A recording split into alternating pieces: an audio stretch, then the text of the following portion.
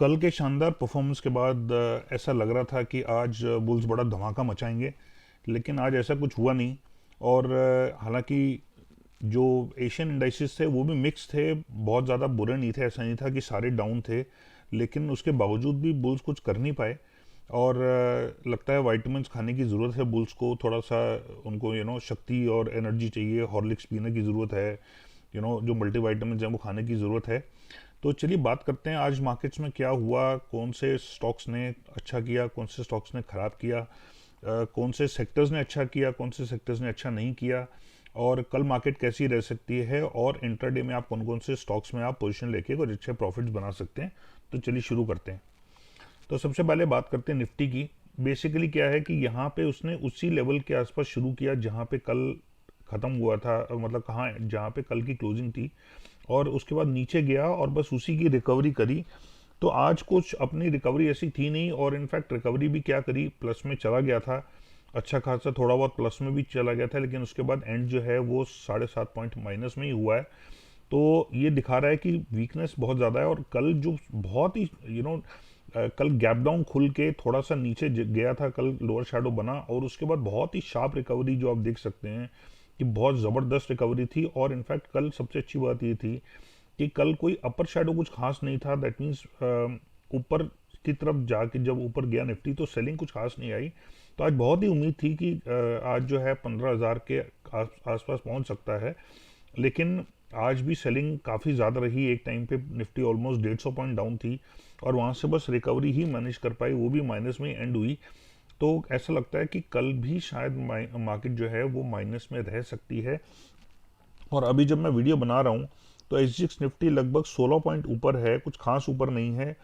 और नैस्डैक जो है वो लगभग 99 पॉइंट ऊपर है। और यूरोपियन मार्केट्स जो हैं वो मिक्स हैं, एक मार्केट डाउन है, दो मार्केट हल्की सी ऊपर हैं, एक मार्केट हल्की सी डाउन है, लेकिन कुछ खास कुछ ज़बरदस्त ऐसा कुछ है नहीं। तो हो सकता है कल कल भी मार्केट थोड़ा वीकिश रहें, क्योंकि ये जो इतना स्ट्रॉन्ग ट्रेंड था ये भी एक ही दिन में फिजल आउट हो गया, फुस हो गया, ये रॉकेट जो है ये उड़ नहीं पाया। तो हो सकता है कल मार्केट हम नीचे ही देखें। और जो इंडिकेटर्स हैं वो भी देखिए, कल की इतनी स्ट्रॉन्ग मूवमेंट के बावजूद भी आरएसआई में भी ज़्यादा फर्क नहीं पड़ा है, और स्टोकेस्टिक्स और विलियम्स में भी ज़्यादा फर्क नहीं पड़ा है। ये हल्का सा ऊपर जरूर उठ गया, लेकिन उतनी ज़्यादा स्ट्रेंथ दिखा नहीं रहा है, और स्टोकेस्टिक्स जो हैं वो भी ज़्यादा स्ट्रेंथ नहीं दिखा रहे हैं। तो कुछ खास लग नहीं रहा है कि बहुत ज़्यादा ऊपर जाएगा, और अगर गया भी ऊपर तो बहुत ही रेंज बाउंड रहेगा। मैं समझता हूँ 15,000 भी शायद ना टच करे कल। तो 14,000, 800, 14,000, 850 के आसपास में शायद ऊपर की तरफ रहे, और 14,500 की तरफ या 600 की तरफ नीचे की तरफ रहे, ऐसा पॉसिबिलिटी है। तो ये लगभग रह सकता है, और मैं समझता हूँ आने वाले कुछ दिनों में आप जो है इसको 14,250 के आसपास देखेंगे। शायद कल परसों में या इसी हफ्ते में हम देखेंगे निफ्टी 14,250 के आसपास भी टच करते हुए। तो ये पॉसिबिलिटी है। और अगर हम बात करें आज निफ्टी गेनर्स की, तो सबसे ज़्यादा गेन किया अदानी पोर्ट्स ने, ब्रिटानिया ने, टीसीएस ने, टेक महिंद्रा ने और सन फार्मा ने। और जो सबसे ज़्यादा वीक रहे आज निफ्टी के स्टॉक्स वो थे IndusInd bank, power grid corporation, ICICI bank, Tata Motors और एचडीएफसी बैंक।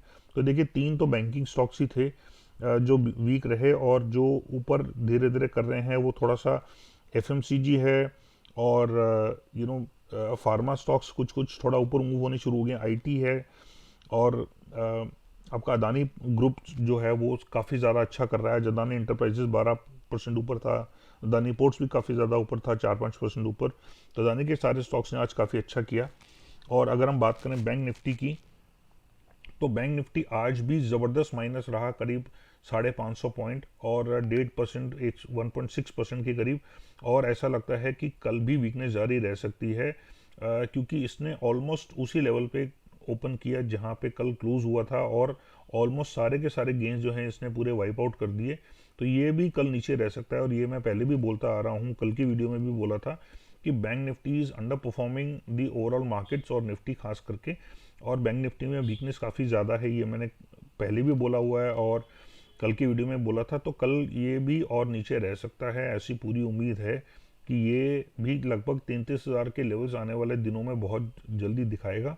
2-3 दिन 4 दिन में ही हम देख सकते हैं, शायद कल ही देख लें, क्योंकि 600 पॉइंट बैंक निफ्टी के लिए कोई बड़ी बात तो है नहीं। एक एक दिन में 500-600 पॉइंट, 1000 पॉइंट की मूवमेंट हो रही है आजकल बैंक निफ्टी में। तो आज सिर्फ एक ही बैंक प्लस में था, वो था बंधन बैंक। और जो माइनस में थे सबसे ज़्यादा वो IndusInd bank, ICICI bank, HDFC bank, bank of Baroda और आईडीएफसी बैंक थे। और अगर आज हम सेक्टर्स की बात करें तो सेक्टर्स में सबसे ज़्यादा बेस्ट परफॉर्मिंग सेक्टर्स थे रियल्टी, एफएमसीजी, आईटी और फार्मा। और जो वीक सेक्टर्स थे वो थे private banks, financial services, public sector banks और मीडिया। ये अच्छा नहीं किया इन्होंने आज। और जैसे मैंने बोला, कल भी हो सकता है मार्केट वीकिश ही रहे। अब बात कर लेते हैं उन स्टॉक्स की जो हम इंट्राडे पोजीशंस लेके कुछ अच्छे प्रॉफिट्स बना सकते हैं कल के डेट में। तो सबसे पहला स्टॉक है एपीएल लिमिटेड, यानी कि एलेंबिक फार्मास्यूटिकल्स। तो यहाँ देखिए, इसने एक लो बनाया था यहाँ पे, जिसको इसने रीटेस्ट किया है। यहाँ कल उसने रीटेस्ट किया, इस लोस को थोड़ा सा और भी नीचे गया, और उसके बाद में कल जैसे मार्केट सारी ऊपर उठी तो इसने आज ऊपर उठ गया। और आज सबसे अच्छी बात ये थी कि बड़ी स्ट्रॉन्ग कैंडल बनी है और वॉल्यूम्स भी बढ़ गए हैं, और सारे इंडिकेटर्स जो हैं वो भी ऊपर की तरफ जाना शुरू हो गए हैं। वो आरएसआई हो गया, आपके स्टोकास्टिक्स हो गए, विलियम्स हो गया। तो ऐसी उम्मीद की जा सकती है कि कल शायद ही थोड़ा ऊपर रह सकता है, लेकिन इसमें थोड़ा सा अपर शेडो बना है, तो वो क्रॉस होना बहुत ज़रूरी है। तो कल अगर ये 918 से ऊपर ट्रेड करे या ऊपर का ट्रेंड दिखाए, तो इसमें 910 का स्टॉप लॉस लेके इसमें एक बाइंग पोजीशन ली जा सकती है।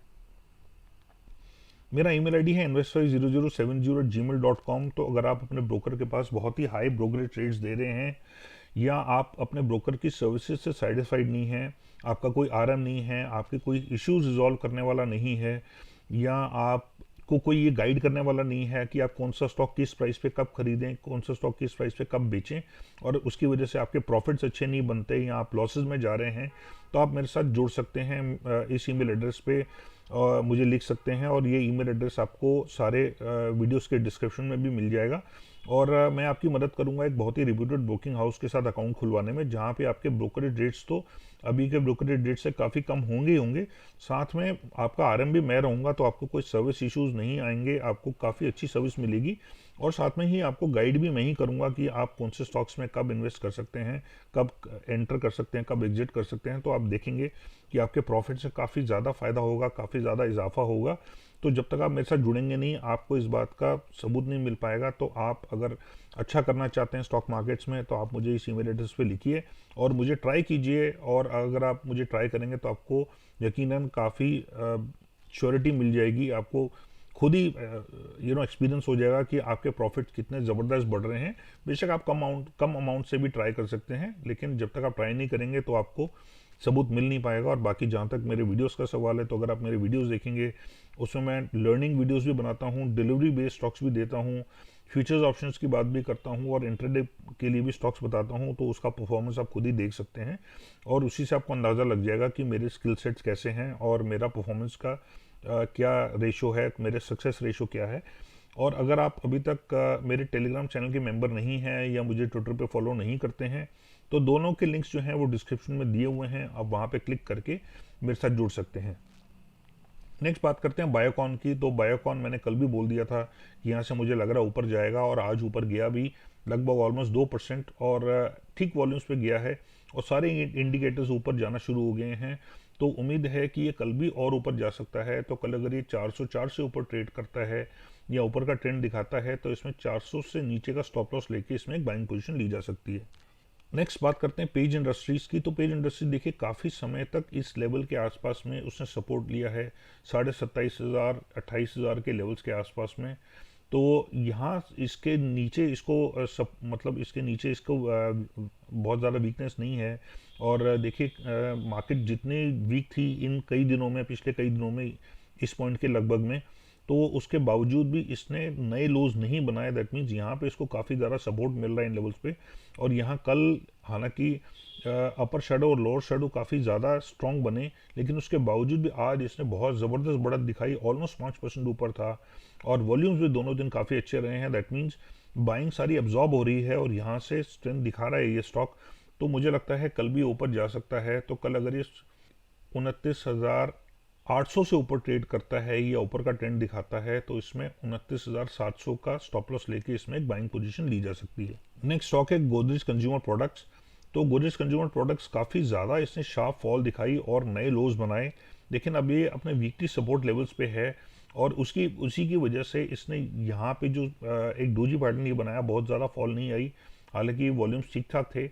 और उसके बाद यहाँ पे भी वॉल्यूम्स काफ़ी ज़्यादा थे, आप देख सकते हैं ये बार जो है वॉल्यूम्स का काफ़ी ज़्यादा था, उसके बावजूद भी ये नीचे नहीं गिरा और कल बहुत ही स्ट्रॉन्ग इसने कैंडल बनाई। हालांकि कम वॉल्यूम्स थे, लेकिन कल आपको पता ही है मार्केट काफ़ी ज़्यादा नीचे पहले गई थी, उसके बाद ऊपर उठी और इसने लगभग पिछले 2-3 दिन के जो लॉसेस थे वो ऑलमोस्ट कवर कर लिए थे कल ही में, और आज वहीं से कंटिन्यू किया और बहुत ही स्ट्रॉन्ग इसने अप मूव किया अच्छे वॉल्यूम्स पे, और सारे इंडिकेटर्स भी जो हैं वो ऊपर मूव होने शुरू हो गए हैं। और अच्छी बात यह है, आज हालांकि मार्केट काफ़ी नीचे गई थी, उसके बावजूद ये हल्का सा गैप अप खुला है और इसका लोअर शेडो भी बहुत ही कम है और अपर शेडो भी बहुत कम है। दैट मीन्स ना इसने नीचे ज़्यादा गया और ना इसने ऊपर आके अपने गेंस गिव अप किए, तो इसमें स्ट्रेंथ काफ़ी ज़्यादा दिखाई पड़ रही है और ये मुझे लगता है कि आने वाले कुछ दिनों में ये कुछ अच्छे लेवल्स दिखाएगा आपको। तो अगर आप इसको शॉर्ट टर्म के लिए 5-10% के लिए अगर आप डिलीवरी बेसिस पे भी लेना चाहें तो मेरे ख्याल से ये बुरा स्टॉक नहीं होगा। 5 से 10% ये आपको आसानी से दे सकता है अगले कुछ दिनों में, तो इसको शायद डिलीवरी बेसिस पे भी आप ले सकते हैं। और अगर कल ये 696 से ऊपर का प्राइस ट्रेड करता है या ऊपर का ट्रेंड दिखाता है तो इसमें 690 का स्टॉप लॉस लेके इसमें आप एक बाइंग पोजीशन ले सकते हैं। नेक्स्ट स्टॉक है जिंदल स्टील। तो जिंदल स्टील देखिए कई बार ये इन लेवल्स पे 300-307 के लेवल्स पे ये सपोर्ट पहले ले चुका है और यहाँ पे इसको वीकनेस काफ़ी कम दिखाई पड़ रही है। आप देख सकते हैं यहाँ पे भी ज़्यादा सेलिंग नहीं आई थी, एक दिन थोड़ा सा नीचे आया, लेकिन फिर उसके बाद अगले दिन यहाँ पे इसने डोजी पैटर्न बनाया और कल हालांकि थोड़ा सा नीचे लगभग 300 या 300 से नीचे के भी लेवल्स टच किए इसने, लेकिन बहुत बढ़िया इसने शानदार रिकवरी करके ऊपर क्लोज किया और उसके बाद आज वहीं से कंटिन्यू करके ये लगभग 3.5% ऊपर था और वॉल्यूम्स भी एवरेज वॉल्यूम्स से बहुत ज़्यादा नहीं थे, लेकिन देखिए सारे इंडिकेटर्स ऊपर मूव होना शुरू हो गए हैं। ये नीचे टच कर चुका है, अपने लोस टेस्ट कर चुका है और यहाँ से ऊपर जा रहा है। आरएसआई भी हल्की सी ऊपर हुई है 50 से ऊपर, तो मेरे ख्याल ये कल ऊपर रह सकता है। तो कल अगर ये 324 से ऊपर ट्रेड करता है या ऊपर का ट्रेंड दिखाता है तो इसमें 320 का स्टॉप लॉस लेके इसमें एक बाइंग पोजीशन ली जा सकती है। तो ये थे हमारे स्टॉक्स। आई होप को आपको वीडियो पसंद आई होगी और इन्फॉर्मेटिव लगी होगी। तो अगर आपको अच्छी लगी हो तो इसको लाइक और शेयर कीजिएगा। अगर आपको लगे कि आपका फ़ायदा हो रहा है तो अपने बाकी कॉन्टैक्ट्स के साथ भी शेयर कीजिएगा और अगर आप सब्सक्राइबर नहीं हैं तो सब्सक्राइब कीजिए और बेल नोटिफिकेशन प्रेस कीजिए, नहीं तो आपको सारी वीडियोज़ के नोटिफिकेशन नहीं मिलेंगे। And thank you so much once again and take care and God bless.